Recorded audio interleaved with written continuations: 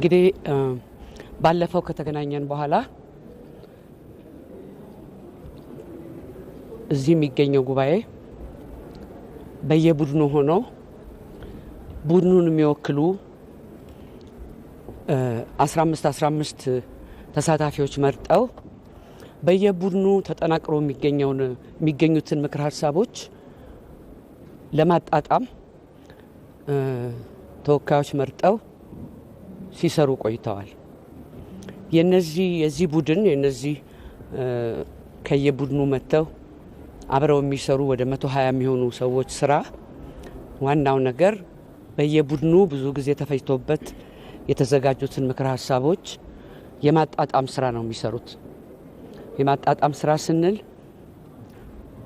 በምክር ሀሳቦች በስምንቱ ቡድን ምክር ሀሳቦች መካከል ተቃርኖ እንዳይኖር፣ ድግግሞሽ እንዳይኖር፣ በአንድ መልክ አንድ ወጥ በሆነ መልክ መቅረብ እንዲችሉ ለማድረግ ነው። በተጨማሪ ደግሞ 15ቱ ተወካዮች ሌሎቹ ቡድኖች ስለወሰኗቸው ወይም ስላወጧቸው ምክር ሀሳቦች ግንዛቤ ይወስዳሉ፣ እርስ በርስ ይመካከራሉ፣ ይነጋገራሉ። ነገሮችን ለማጣጣም የተቋቋመ ቡድን ነው።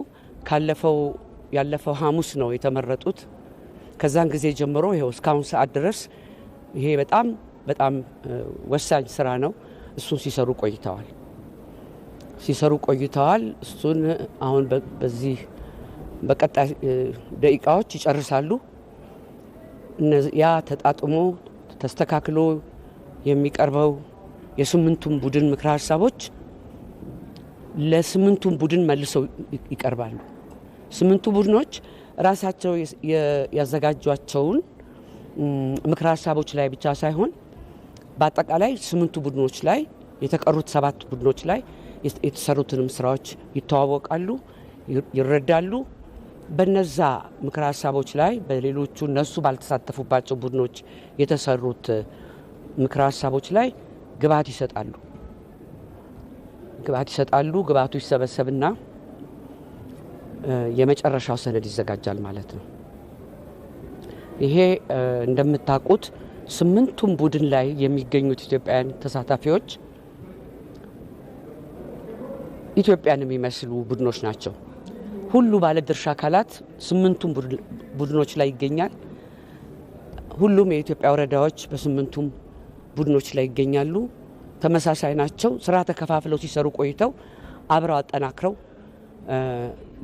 በተሰራው ስራ ላይ ግብዓት ለመስጠት ነው ዛሬ ከሰዓት በኋላ የሚሰበሰቡት። ከዛ በኋላ የሚሰበሰበው ግብዓት ላይ ነገ ሲሰራ ቆይቶ ሮብ ዕለት 4,000 ያጸድቁታል ማለት ነው። እንግዲህ ያለው ሂደት እንደዚህ ነው። ይህንን ይመስላል። በዚህ ሂደታችን ላይ አንዳንድ ቅሬታዎች የተነሱባቸው ወቅቶች አሉ። እነሱን ቅሬታዎች እያስተናገድን እንገኛለን። ጉዳዩን እንመረምራለን። ውሳኔ እየሰጠን ነው የቆየ ነው። አሁንም ያሉት ላይ ቀሩት ላይ እንደዚህ ውሳኔ እየሰጠን እንሄዳለን ማለት ነው። እነዚህን ቅሬታዎች የሚያስተናግድ የተለየ ኮሚቴ አለ። ኮሚቴው ግን አጥንቶ ለኮሚሽነሮች ካውንስል ያቀርባል። የኮሚሽነሮች ካውንስል ይወስናል ማለት ነው። በአንዳንድ ወቅት ቀጥታ በራሳቸው መግለጫ ያወጡ ወገኖች አሉ። የምክክሩ መንፈስ እንግዲህ መመካከር ነው። ያም ባይሆን ማንም መብቱ ነው፣ መግለጫ ማውጣት ይችላል። ለነዛም ቢሆን ምላሽ እንሰጣለን ማለት ነው። በተረፈ እነዚህ አሁን የተጠናከሩት ምክር ሀሳቦች ጉባኤው የተስማማባቸው ጉዳዮች ናቸው። በየትም ዓለም የሚደረጉ ሀገራዊ ምክክሮች በመቶ በሁሉ ጉዳይ ላይ ይስማማሉ አይባልም። ደስ የሚለው ነገር በሀገራችን የተካሄደው ሀገራዊ ምክክር ጉባኤ በአብዛኛው ጉዳይ ላይ እየተስማማ ጨርሷል።